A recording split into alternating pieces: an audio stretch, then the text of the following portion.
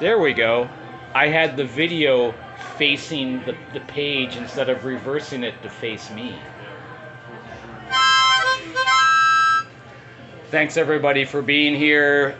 It's a special night because this is the first time since 2019 I've seen my friend Tiffany and my friend Chris. And the rest of you, except you, I saw you in 2019. The rest of you I've seen since. And the greatest joy is reuniting. I first met Tiffany, our featured reader, in 2013, early 2013, when I was young. How old is young? Ray Leader's here. The Outlaw's here. I was 45. Time flies. 2013 was so long ago I had a fucking flip phone. In those good old days, everything was great, but I had a few more issues than I have now. I guess you could say I was a little more dysfunctional. Tiffany and I became great friends, and she helped me so much on my path. I wrote, and there it goes. Thank you, brother. I wrote a poem back in those good old days that Tiffany especially loved. And I never felt comfortable enough to read it live until tonight. So this is for you, my friend. Dear Santa, I'm 45 years old and haven't asked you for anything in a while, but since God's silence indicates he's either dead, evil, or ambivalent, I've nowhere to turn but to you. Not sure I ever thanked you for the Erector set in 1975, so thanks. I enjoyed it. I'm asking for something somewhat bigger and more complicated than a Erector set this time. I'm asking for something that can help me bear the psychological pain of witnessing those I love mentally disintegrate. My New Age friends say it's important to ask the universe for what one truly desires. This sounds simplistic to my complex mind, but nothing else has worked, so here it goes. You, Santa, are the universe I'm asking. Could your elves please build me a non-nihilistic female robot companion? Can they make her optimistic? Can they make her incapable of suicidal ideation? You don't have to bless her with Mensa intelligence, just make her a highly intelligent sub-genius like me. And please give her the drive for her own dreams. I'm just asking for a year before she leaves me. That's all I need. Then I can focus on my novels and plays with the psychological grounding of having experienced the feminine in optimism aspect.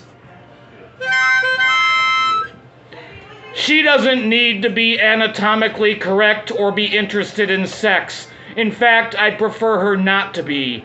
Psychological suffering has taken a toll on my libido. I've let it go. I just ask that you make her capable of normal affection. Maybe make her fond of spontaneous kissing and hugging, but only when she feels like it, Santa. I want a fun, optimistic, intellectual equal, not a slave. Maybe make her fond of spooning at night. I'd like that, Santa. That would comfort me. Is it too much to ask that you program her in such a way that she never turns on me in wrath and accuses me of molestation? I want to experience a sane woman, Santa. She doesn't need to meet society's standard of beauty or youth, just comfortable to snuggle with. Maybe make her 60-something, someone kind with wrinkles to wake up to. I don't need her to be in love with me. I need her to be kind and show normal respect to me as a human. Please don't program her for spontaneous bursts of cruelty. I want to experience nights not suddenly ruined by chimerical changes in personality, not a particle who wakes up with eyes changed rage as a wave. Give me a particle, Santa, not a wave. I want the experience of morning coffee with a kind, intelligent, consistent soul. Please make her enjoy moderate drinking and smoking so I have an affable companion to share my vices. Please make her love her mind as much as I love mine. Grace her with an enormous sense of humor. I want to laugh with a woman for once. Give her courage and critical discernment. I want her to disagree with me and critique my work as she wishes. Finally, make her leave me to follow her own dreams in time. Too long a blissful season will ruin my work. I'm married to my writing. Just give me a year. I just ask that before she leaves, she'll tell me so. I'm appropriately prepared. I just ask you, Santa, that you allow her joyful memories of our time together. Please don't program her to say things like, forget about me, or I never loved you, or enjoy worshiping me from afar. I've already suffered that at sticky notes left on my desk. Please don't program her to leave me in the night while I'm sleeping without explanation so that I don't worry she's lost her mind or worse. Please don't program her to want to die or escape into the hell of her own mind. I want an experience of not having been destroyed because I chose to love someone. That's all I want this Christmas. Thank you, Santa. Love, Mike G.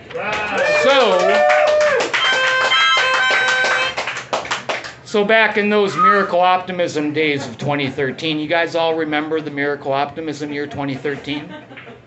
Vaguely. It was a long, long time ago, Roman. Josh Gaines is here.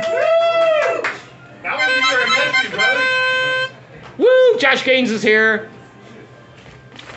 I'll compose myself to read one more from Miracle Optimism year 2013 because 2013, man, those were the days. Those were the days. Great Tribulation, actually a poem published in Chris Luna's, one of his Ghost Town anthologies. So good to see Chris here tonight. Merry-go-muse, floating in the zeitgeist and childhood's glossolalian ecstasy, in uncanny interludes between blooms, always a pallbearer, never a corpse, unmarked helicopters singing within, spinning addiction to fish blood on hook. So you're the property of Jesus now, finger-painting ghosts with hand grenades, and the counsel you keep is silent.